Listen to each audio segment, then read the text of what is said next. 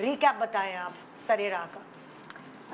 बिल्कुल, US8 के platform से जो हमने ये छोटी सी काविश की है, वो तमाम स्टोरीज़, उन जद्दोजहद की स्टोरीज़ लोगों तक पहुंचाने की, उसके पीछे जो कॉज है वो ये है कि एजुकेशन बहुत इम्पॉर्टेंट है। एजुकेशन लो हो तो आपको किस तरह से स्ट्रगल और राहों के ज़रिए कर सकते हैं, एजुकेशन हाई हो तो कहाँ पे रुकावटें हो जाती हैं और आपने उसको किस तरह से ओवरकम करना है, किस तरह से अपने कैरेक्टर्स में लोगों को कन्विंस करना है, चाहे आपके हस्बैंड हैं, चाहे आपके बाप हैं, भाई हैं, किस तरह से उनको आप कन्विंस करके स्टेप अप करते हैं और अपने आप को मनवाते हैं।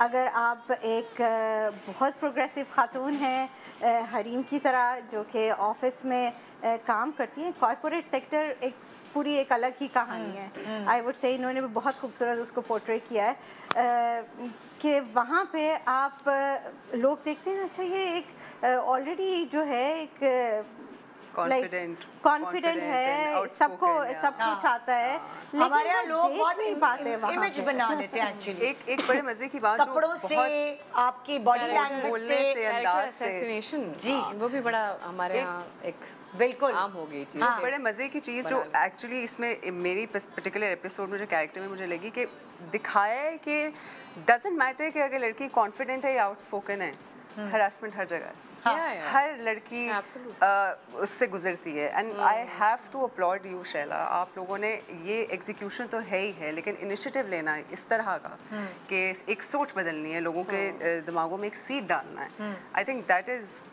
कमेंडेबल। यहाँ मैं एक और बात कहूँगी, जैसे हरीम का कैरेक्टर है और हरीम जैसी और ख़वातीन जो काम करती हैं, हम ही लोग जब बाहर जाते हैं, वहाँ जब औरतों को किसी स्टोर पे काम करते हुए देखते हैं तो हमें बहुत कूल लगता है। तो हमें कहते हैं, oh my God, they look so cool.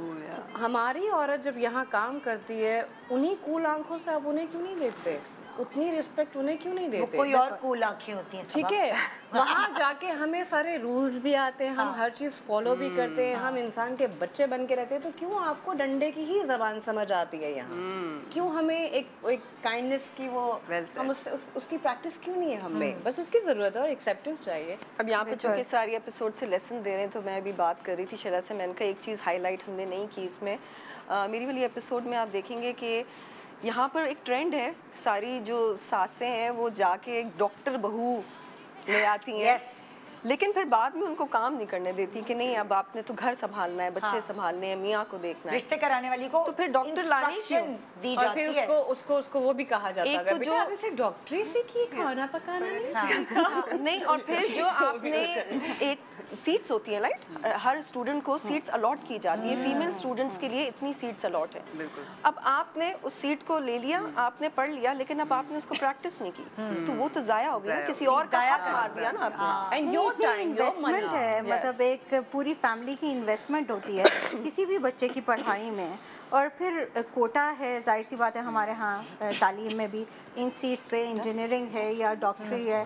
सो इस सब को जब अगर किसी ने हासिल कर लिया तो उसको पूरा मौका वालिदैन को, ससुराल वालों को देना चाहिए। कमिंग टू मुनीब, इनका कैरेक्टर इन्होंने भी बहुत खूबसूरत किया। आई वुड से मुनीब पे कोई तारीफ करता है वो ब्लश करने लगता है, शुरू हो गया है।